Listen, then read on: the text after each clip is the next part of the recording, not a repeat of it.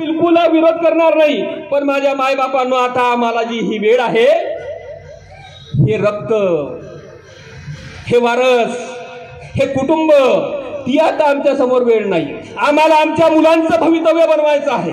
आम्हाला संसदेमध्ये आमचा एक एक ओरडणारा माणूस तिथे द्यायचा आहे. होऊ शकते उद्या काँग्रेसची सर्व लोक मिळून सत्ता येणार नाही, पण आम्हाला विरोधी पक्ष तरी स्ट्रॉंग करण्याची ताकद या अमरावती जिल्ह्यामधून निर्माण झाल्याशिवाय राहणार नाही. ही ताकद आम्ही निर्माण केली पाहिजे आणि ते तुम्ही निर्माण कराल. अरे आज आम्हाला आमच्या मुलांचं भवितव्य बनवायचं आहे आणि भवितव्य बनवण्याकरता आम्हाला अमरावतीमधून खासदार द्यायचा आहे आणि तो खासदार देण्याकरता माझा सर्व बहुजन समाज, एससी समाज, सर्व बळवंतरावजी वानखडे यांच्या सोबत पाठीशी तुम्ही राहाल, तनमन धनानं राहाल. बळवंत वानखडे तुमच्यापर्यंत पोहोचणार नाही. आज अमरावती जिल्ह्यामध्ये 1800 गाव आहे. 1800 गावापैकी 1200 गावं लोकसभा क्षेत्रामध्ये आहे. 6 विधानसभा आहे. 6 विधानसभामध्ये फिरत असताना प्रत्येक माणसापर्यंत बळवंतरावजी वानखडे पोहोचू शकणार नाही. आमच्याच काही नेतृत्व देण्याचं काम केलं, त्या माणसाच्या पाठीशी गुणवंत देवकर यांनी राहायला पाहिजे. म्हणून मी या ठिकाणी माझ्या मायबापांना आलो. म्हणून तुम्ही कुठल्याही बोलता मला बळी पडू नका.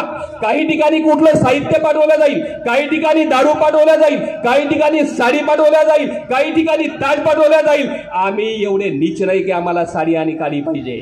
आम्ही स्वाभिमानी आहोत. डॉक्टर बाबासाहेब आंबेडकरांचे आम्ही पाईक आहोत महाराज जगण्यासाठी. पण तुम्ही काय केलं रे की तुम्हाला एक एक माणूस सुद्धा खासदार म्हणून संसदेमध्ये पाठवता आला नाही. याच्या आधी आम्ही 3 टर्मला पाप केलं की आमच्या इथला आम्ही खासदार पाठवू देऊ शकलो नाही. आता आंबेडकरी चळवळीमध्ये मोठा झालेला बळवंतरावजी वानखडे यांना तुम्ही संसदेमध्ये पाठवाल ही मी ग्वाही घेतो आणि तुम्ही खरोखरच त्यांना आशीर्वाद देऊन मोठ्या मताधिक्याने बळवंतरावजींना दिल्लीच्या संसदेमध्ये पाठवाल ही अपेक्षा करतो. आपण मला या ठिकाणी ऐकून घेतलं त्याबद्दल आपल्या सर्वांचं मी आभार व्यक्त करतो.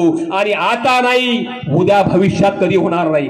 काँग्रेसच्या ताकदीनं हा शेवटचा खासदार अमरावती जिल्ह्यातला असेल. याच्यानंतर अमरावती जिल्हा एससी करता रिझर्व नसेल. हे शेवटची तुम्हाला संधी आहे. आता जर माझा बोंद बांधव पेटून उठला नाही बळवंतरावजीच्या मागे, तर उद्या तुमच्या पिढ्यानं पिढ्या जातील. पण कुठला एक खासदार